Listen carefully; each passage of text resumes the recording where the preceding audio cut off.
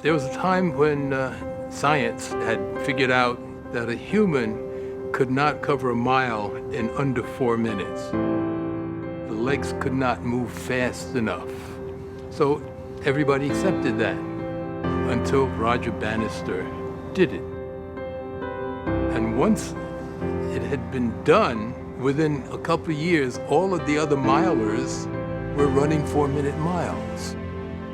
He had broken that psychological barrier by doing it.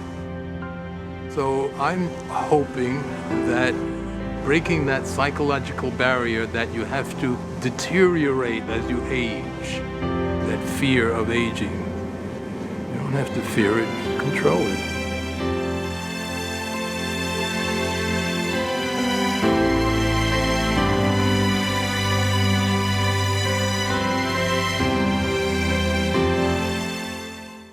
Hope is 14. She's having more and more problems walking. Other than that, her health seems to be good. She's my 8th dog. I believe that all creatures, all living creatures, are born with the right, the inalienable right of freedom. Freedom to live our own life in our own way, in our own environment, making our own decisions. Every creature. I believe we're all equal. And I didn't believe that before I met Jimmy. Most people have a problem becoming a vegan or stopping eating meat, but because of how I want to live in this world and how I want to treat other creatures, I have to be a vegan. In order for me to eat meat, I would have to change all of my other beliefs. Turned 50 and I got training sessions with Jim, just trying to get back into shape. In my time with Jim, it's like therapy for me. You know, he takes the place of a therapist, both physically and mentally, you know, because you start something and you gotta get this train of thought going and you gotta work it out, and then at the end, it's like you come to some sort of resolution about it or some kind of motivation to do something else about it, you know. I'm like the majority of people, I think, and that I'm not a vegan, I probably would like to be. It takes a strong person to change like that. I like that kind of challenge. Yeah, I know. I get off on that. Just to see, can I do it? Yeah. Oh, yeah. Others can't do it. Can I do it? Yeah. I like that. My name is John. I'm also known as the Badass Vegan. I'm here in Venice Beach in honor of a good friend of mine, Mr. Jim Morris. I'm here to celebrate his history of what he's done and how he's inspired me and so many people throughout the industry, as well as just people looking to get in shape and live a healthier life. I got into this sport in the 90s, early 2000s, vegan bodybuilding. I was looking for other people, I was looking for role models, I couldn't find them. Even in the internet age, it was hard to find people that were doing this. I just heard of Jim a few years ago. He literally was the person I thought he would be. Humble, easygoing, very upfront. He doesn't hide anything. So it was real good to see that, you know, I have this 77-year-old twin out there. He has this really, from a bodybuilding standpoint, unbelievable resume. I mean, competing back with Arnold and competing with some of the legends of the sport, and when you look at his physique, not only for his age, but when you look at in his prime, he had one of the best physiques on the planet. And not only that, he was actually one of the early guys, one of the pioneers. But looking at Jim, you almost have to wonder, why didn't we hear more about Jim? The high point of my career was the Mr. America contest. I won the Mr. America contest with a winning margin of 30 points. Prior to that, the record had been 21 points, and it had been set by the first Mr. America, and it had lasted for 39 years. When I won it, I actually set 3 records. One, the largest point margin, the only openly gay person ever to win, and at 37, the oldest person to win. The next oldest person was 35. And all 3 of those records still stand. At that point, I had been training for 18 years. The Mr. America contest was one of the worst disasters in my life. When I won the contest that night, standing up there on the stage being booed, horrible experience. The magazines put into question not only the 30-point margin, but whether I should have won at all. When the final scoring was announced to the audience that night, the whole thing didn't jive. It's virtually impossible for any man to be that far ahead of others. In the entire body of this contest, he never mentioned my name one time. The winner of the Mr. America always appeared on the cover of the magazine that reported the contest. I have never been on any cover of a magazine as Mr. America. I'm still dealing with the Mr. America win, and that's my motivation.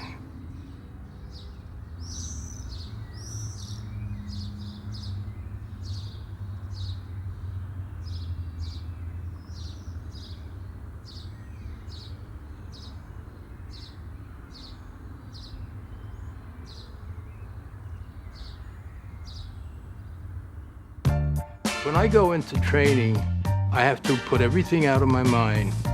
Whatever's going on in the world, whatever's going on in my life, just sort of drifts away. And I enter this state of being in training, which is the closest I ever have been to being in bliss. For me, bodybuilding is it's a creative outlet. I create what I feel is an example of what's possible at a particular age or a particular point in time.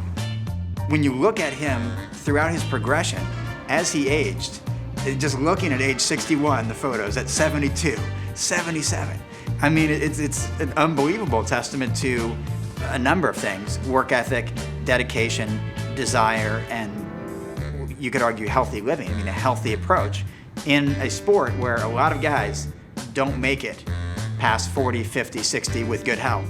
No matter what his age may be, he's young, and you can see it. Like, you can see it the way he talks to you, his laughter, his smile. He's not your normal 77-year-old like we talked about. He's dispelling the myth of, 77 years old and you're not supposed to be, working out and be ripped up and live a healthy lifestyle. You're supposed to be on medication and have all these people taking care of you, and that's not the way it's supposed to be. It's just the fact that that's the normal thing right now. Bodybuilding, just like the rest of our world, has gotten, it's like a PhD, knowing more and more about less and less, that sort of thing. That's what has happened to our world as it's become specialized. If you're a weightlifter, you got a weightlifting magazine. If there's powerlifting, it's a powerlifting magazine. If you got a health magazine, it's a health magazine. Yet Iron Man in the 50s and 60s especially were all of those things, because Perry saw this in a global view, that all of the pieces, the exercise, the diet, the mental attitude, all of these things are all part of a whole. I've been vegan now for 12, 13 years. Before, I wasn't interested in getting other people involved. I didn't feel then that anything I had to say would change people's feelings or attitudes about animals. And now I do. The nutritional part of my life has kept me healthy enough that I am at a point right now that I'm able to get into shape. I don't think that I would be in this shape and healthy enough to pull it back together again had I continued eating the way I was eating.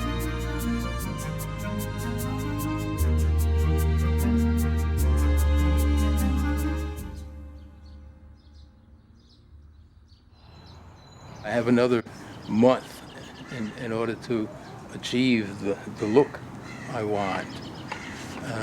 And I feel like I'm right on schedule. The muscles have sort of plumped up with that 10-pound gain.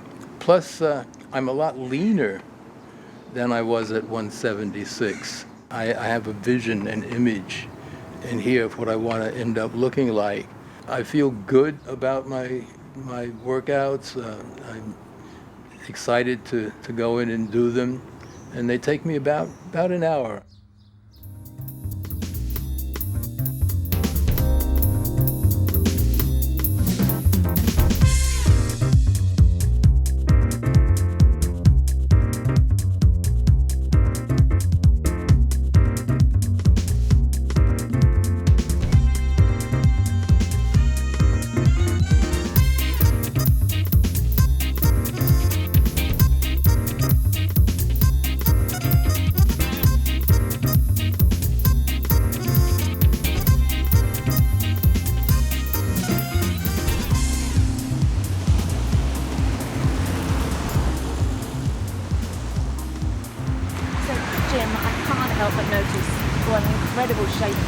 Do you mind me asking you a personal question? How old are you? 76, I'll be 77 Friday.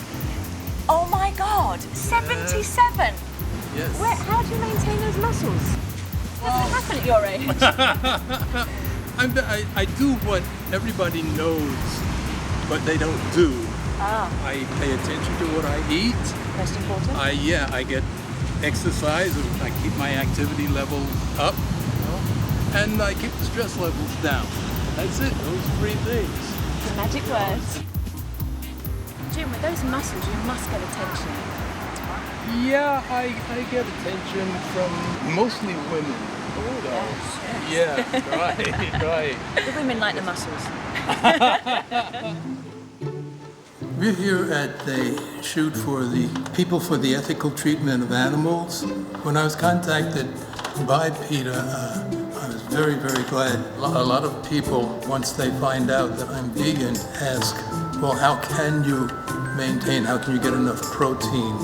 And how can you have strength and endurance and all of that? So I think their campaign is going to really expose a lot of people to the benefits of veganism.